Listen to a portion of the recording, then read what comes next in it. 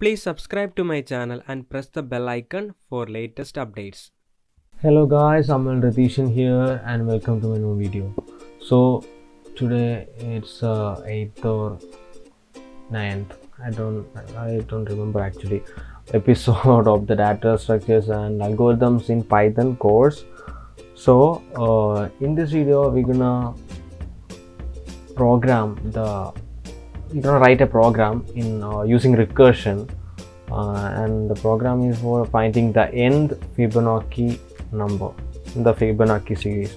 So if you don't know what a Fibonacci number is, it's a sequence starting with 0 and 1. The next digit will be 0 plus 1, and the sum of last two digits, like here's the 2, and 2 is the sum of 1 plus 1, 3, 2 plus 1, 5, 3 plus 2, 8, 5 plus 3, like that. Okay, and the main thing is it will always start with 0 and 1. Then it will follow the rule like sum of two preceding ones. Okay, so we are programming it in 3 steps. We have discussed it in the last class. The first step is recursive case. So we need to find where the recursion is happening. The first, the nth number will be the sum of n minus 1 and n minus 2. Okay, so 5 will be the sum of 3 and 2. So nth number will be sum of n minus 1 and plus n minus 2. So we will get the function. We got the function to return f of n minus 1. If we are giving the Fibo, it will be Fibo of n minus 1 plus Fibo of n minus. So just start writing the function. Okay, so here I am. I have the PyCharm, so I'm going to write the function def Fibo or fib, just fib. Okay, ts fib n, just giving the parameter, then return fib of n minus 1, not fib, plus fib of n minus 2. Okay, so basic recursive step. Just run the program.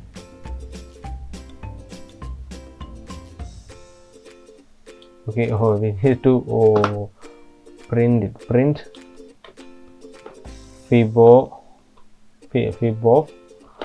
just give a random number. We know the series 0, 1, 1, 2, 3. And we know the fourth number is 2. Okay, fourth number, we need to find the fourth number. We already know it's 2. Just check if the program is working or not. Run. No, it's showed an error. What's the error? Maximum recursion. So we are going to the next. What's the first step is recursive case. We are just we have written the recursive case, and we have to find out the base condition. Okay, so we have the base case. We already said that the first number is 0 and second number is 1, right? Otherwise it will be if we are not giving the base condition, the infinite loop will occur. That's what happened now. Okay, so we must set that if the number is 1, return 0, and number is 2, return 1. Okay, just take the program again, and we are using if elif that statement, that condition. Okay, if n equal 1, double equal means it's the both sides are RHS and LHS are equal. That's what it all look. Return 0. Elif n double equal to 2, return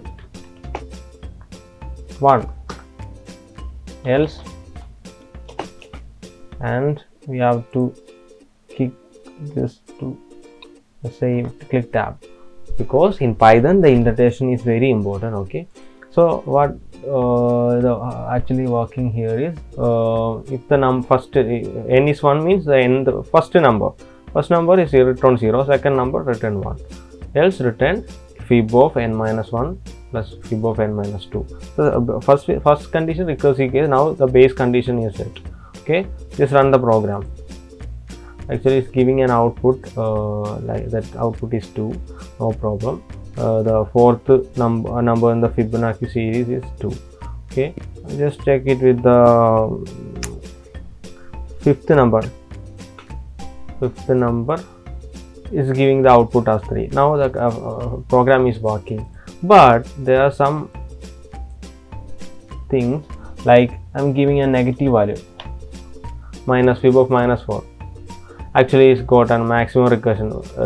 Now we are going to the third step. Step 3, unintentional case. The n must be greater. In Fibonacci we are finding the nth number, so start from the first number, second number, like that. So n must be greater than or equal to 1, and it must be a positive integer, not a floating point, positive integer. So we will use the assert command. Assert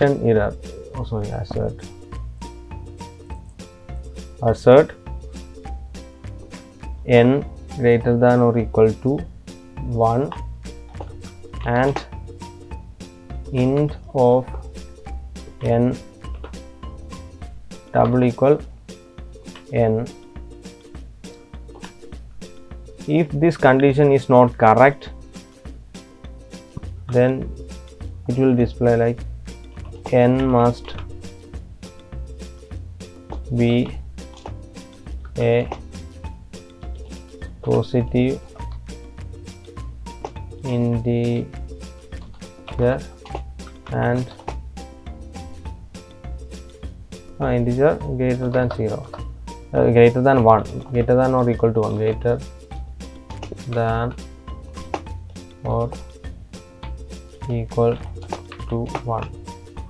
Okay, whatever this. Okay, I'll just run this. Now we are showing that n must assertion error, n must be a positive. Okay, now it's working, all the things are fine. That's how we write a program in three the Fibonacci, the simplest way. So simplest way you can write the program. Okay, so guys, thanks for watching this video. Keep watching my videos and please subscribe.